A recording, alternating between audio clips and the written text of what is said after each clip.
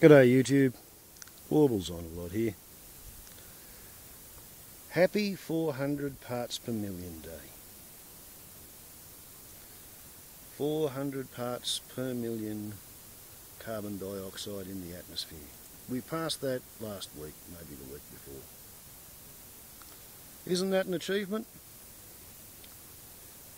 It's the most carbon dioxide we've had free in the atmosphere for 300 million years.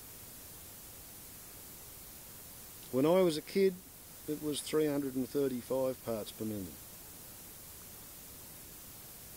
Back in 1880, I think it was 285 parts per million, and it had already risen from 250 parts per million at the start of the coal-powered industrial revolution. Carbon dioxide is a greenhouse gas. It traps infrared radiation. It means the gas mix gets hotter. We've added 0.8 of a degree already, which is about 5%. With that 0.8 of a degree, there's been a 5% rise in the relative humidity, so there's 5% more water in the air, which is 5% warmer. So there's more energy in the atmospheric heat engine, and we've sort of slowed down a little bit in the rate of temperature rise because we went through a period of accelerated change, and now we're kind of stabilising on track to just keep on getting warmer, unless somehow magically humanity reduces its carbon emissions to about nothing by 2020. Which is kind of difficult to do in any kind of a controlled fashion. Whoopsie, elbow fell off the armrest. And as unpalatable as it is to those who would like to continue to grow the economy, and to whom any form of government-imposed taxation is an absolute anathema, as unpalatable as it is to those people, probably the most coherent way to send a signal to all of the little humans out there in suburban land to get them to stop emitting carbon is to make it more expensive for them to do so.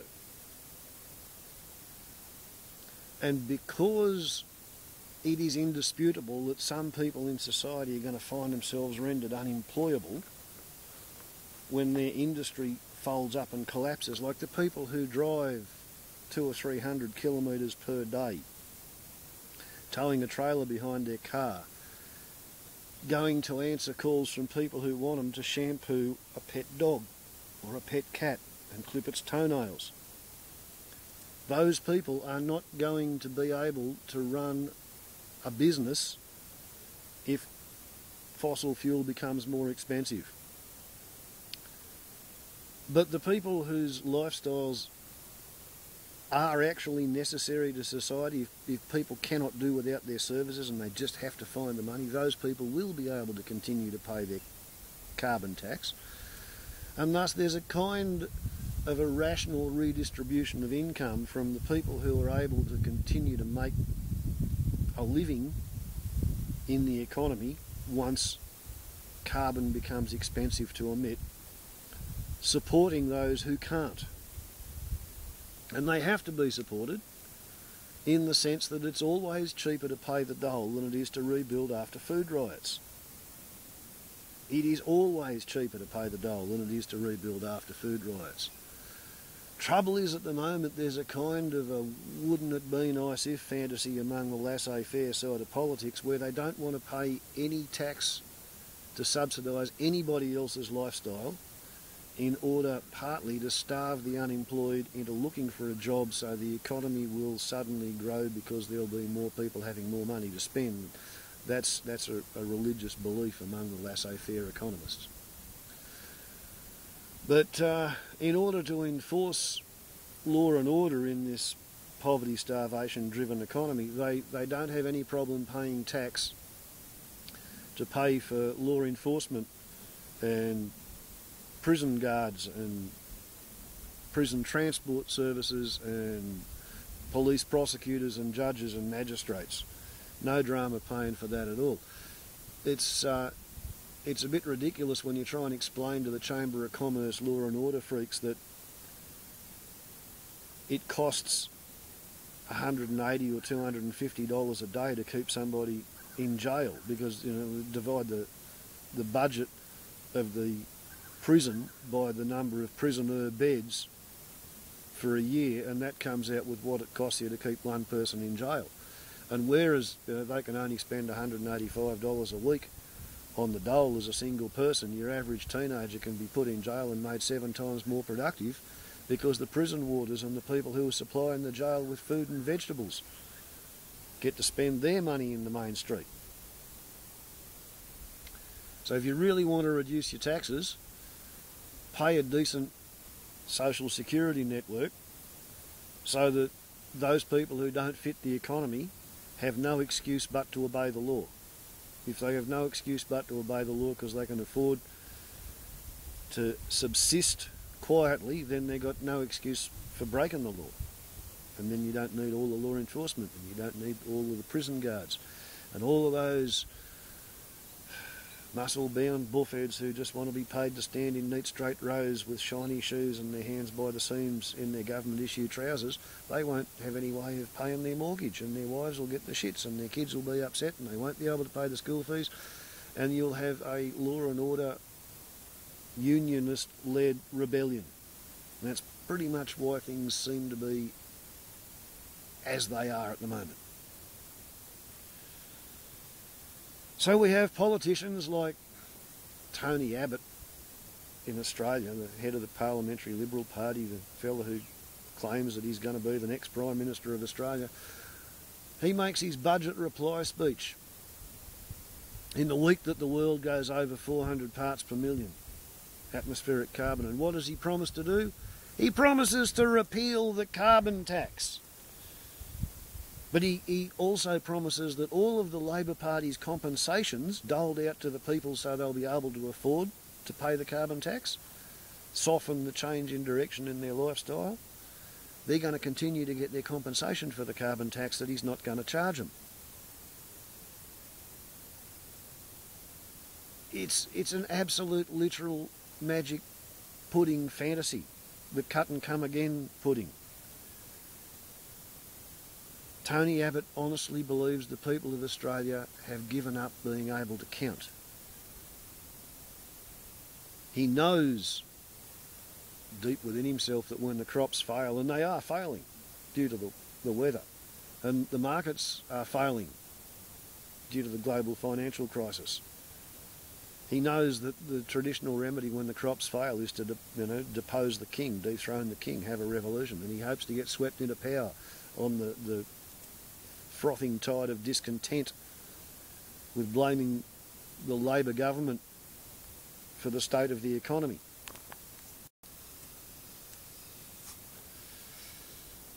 And while Tony Abbott might once upon a time have been raised in the Catholic faith, and it's indisputable that he's a clever man, because he did a Rhodes Scholarship. And it's undeniable that he even spent time in a seminary training for the priesthood. But he really seems to take his running orders from the church of the fat cat trendy money grubbing arseholes these days. And he thinks that if he can get the Chamber of Commerce on side, and if they can strangle the resources going to the scientific end of the community, like strangle the CSIRO and the universities, then there won't be any boffins to collect or interpret any data. And if there's no data, there's no evidence, and if there's no evidence, there's no problem, and he can thus fiscally regulate global warming out of existence. And he's getting a lot of support from the people who are finding it hard to stay in business and finding it hard to keep in the black. mean, small businesses are having a hard time because nobody's got spare money anymore. Everybody's thinking about every purchase. The miners are up shit creek because China's not buying resources anymore because it can't sell the cheaply manufactured gimcrackery to Europe and to America because they're having a global financial crisis because you can't have economic activity unless you've got an environmental surplus. And it doesn't matter how many chainsaw factories you've got in Germany, they haven't got any forests. Why do you think my Stihl chainsaw was assembled in Brazil out of parts that were manufactured in Germany? And the Brazilians had made so many chainsaws, they didn't have enough forest for them to cut down with them. Also, they were shipping them across the Pacific to Australia, and I bought myself a Brazilian German Stihl. They believe in the infinite transferability of assets and capital. They believe that they've got to continue to grow the economy, regardless of any other factor. The environment doesn't matter to them. If they've got 96% of the country locked up under farms and mines and logging operations, when they run out of trees or they've fed the last blade of grass to their cows and their sheep, they turn around, they look at the national parks and they say, oh, look, there's all that lush grass over there and it's being wasted. It's only being wasted because my starving cows or sheep aren't eating it, or the trees aren't being fed to the sawmill, or we're not allowing the miners to go in there. The fact that the national parks were put there so that there would be somewhere in Australia for the Australian wildlife to exist without being harassed doesn't seem to matter to the Liberal Party or the National Party.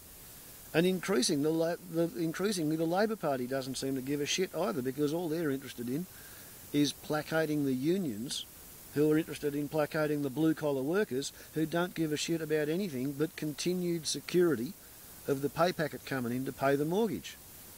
Or mortgages, the double income fat mortgage fantasy. To fund the multiple recombinant compound Brady Bunch delusion. Oh dear, oh dear, oh dear. 400 parts per million.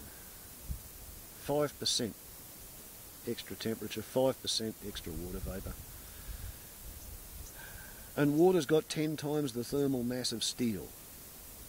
So we've given the atmosphere the capacity to pack a very much stronger punch. If I was to hesitate to make a guess, I would say that in the coming September federal election here in Australia,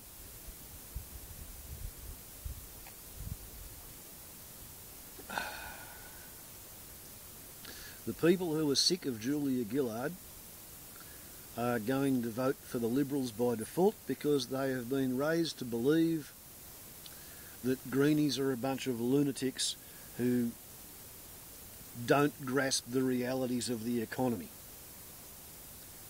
So Tony Abbott's probably going to be the next Prime Minister of Australia, and he's going to take over the reins just as the wheels utterly fall off the global economic village, and just as the Gaia principle has really, really marked revenge aspects written all over the weather. That's what I suspect is in the pipeline. I don't see the people of Australia waking up to themselves and saying, well, gee, we're just going to have to cop a whole lot of economic pain in order to reduce our carbon emissions to zero by 2020. What we want to do is grow the economy, so we'll go for Tony Abbott because he says that he's going to squeeze the dole bludgers, he's going to hammer the public servants and the bureaucrats and the red tape artists and the green tape artists, and he's going to make it easy for entrepreneurs to get their projects up and running. And if that means grazing in the national parks, logging in the national parks, mining in the national parks, then he's all in favour of that. And I think the environment is going to smack the Liberal Party voters and the National Party voters and the Labor Party voters, and it's going to hammer them really hard. I think if you want to avoid the worst of Gaia's revenge, vote green and hope that the creator of the universe has got better targeting skills than the average Pentagon drone pilot. Warbles on a lot to YouTube. Happy 400 parts per million day. Ciao.